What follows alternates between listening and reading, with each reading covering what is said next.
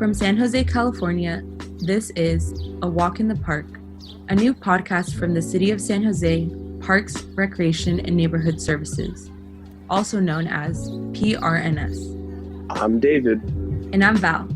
Today's episode features two PRNS staff members who work in roles that are oftentimes the face of the department. As one of the most unique parks and rec models around, PRNS provides services that keep our public spaces safe, while also caring for residents that are most in need. So without further ado, this is A Walk in the Park.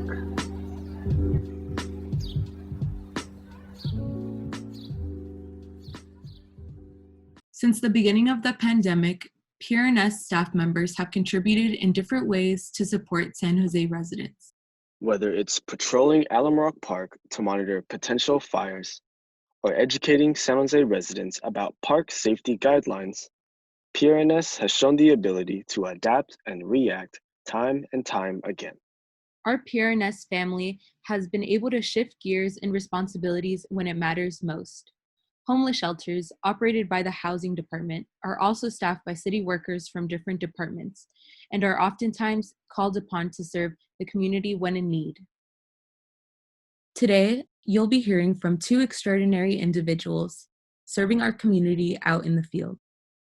My name is Barb Crum, and I work for Parks, Recreation, Neighborhood Services.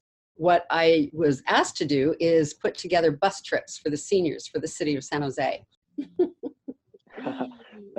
That's amazing. Yeah, I feel like PRNS senior trips and programs are really a staple, especially during the summertime.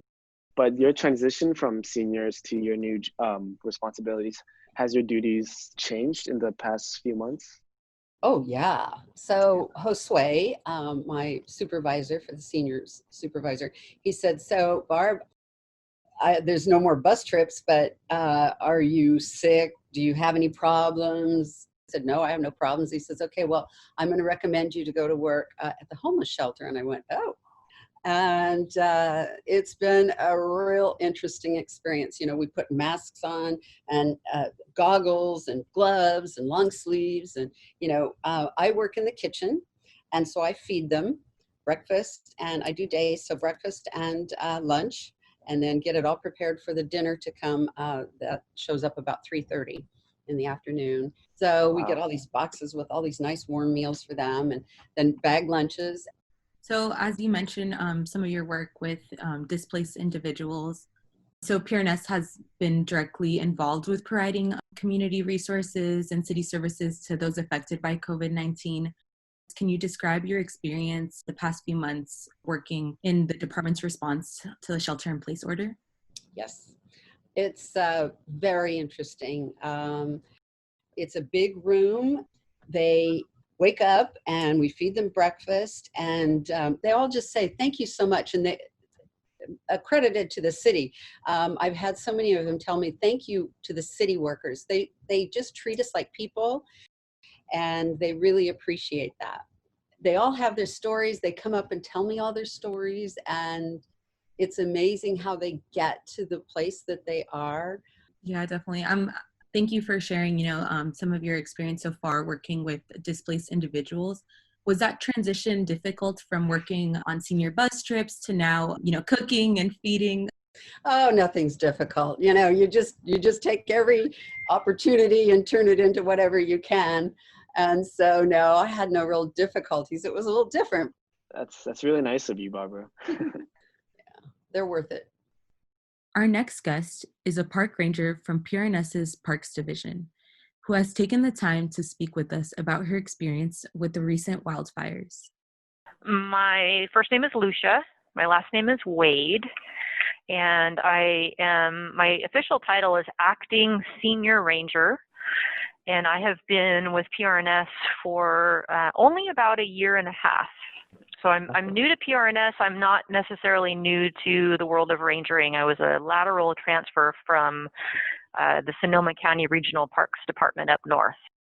my home actually was in Sonoma County, and I lost my home in the 2017 Tubbs fire, and still have many friends, colleagues up in Sonoma County, and sort of every fire season, which seems to get longer and longer every year, we're collaborating on the phone.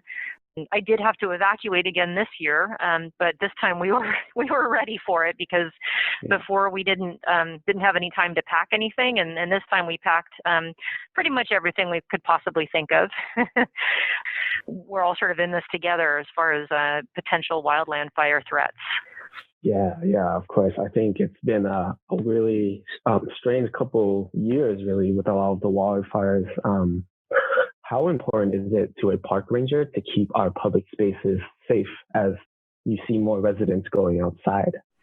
I'm not going to use the word enforcing, because we're really trying to take an education perspective.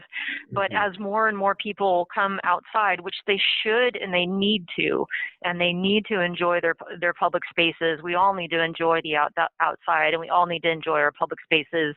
But we also have to make sure that when the public is enjoying their public spaces, they're adhering to the public health order about maintaining social distance and wearing masks.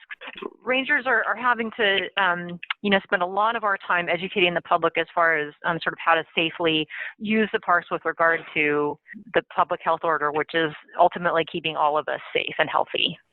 As you mentioned that, you are the main contact for some of our residents visiting city trails or parks. How has the last few months impacted how city rangers approach their duties and responsibilities out in the field? It's been a learning experience for all of us. This is a very strange time, because we're all in this together. Our entire world is impacted by this virus, which is sort of mind-blowing when you really think about it. Rangers, we spend most of our time out in the field. That's what the job necessitates. I'm not a big fan of the term essential employees, but we are essential employees. I'm not sure exactly how else to categorize us. And we have been essential employees ever since the shelter in place began.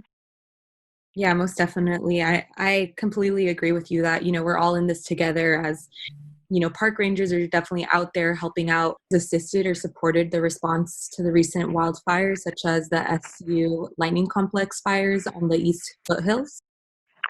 We did specifically with that fire with what we had to do, because Alum Rock Park was within an evacuation warning zone.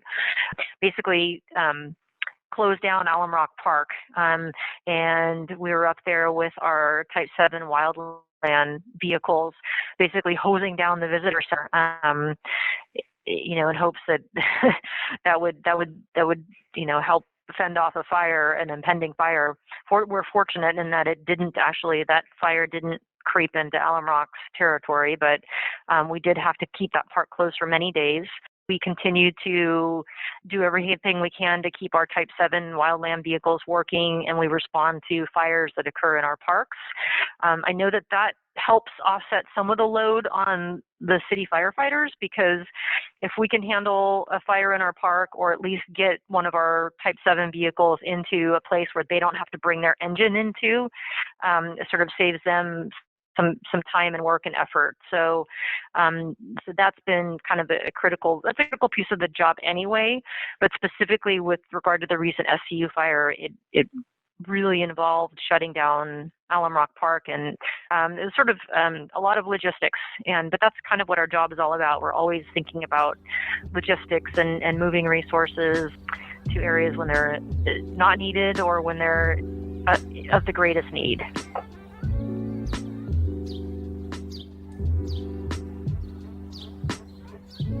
A Walk in the Park is a production of the City of San Jose, Parks, Recreation, and Neighborhood Services.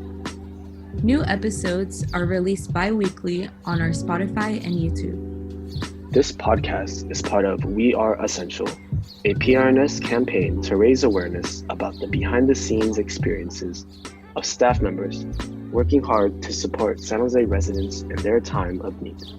To find out how you can access city resources and stay up to date on PRNS programs and services, make sure to follow us on Facebook and Twitter at SJ Parks and Rec.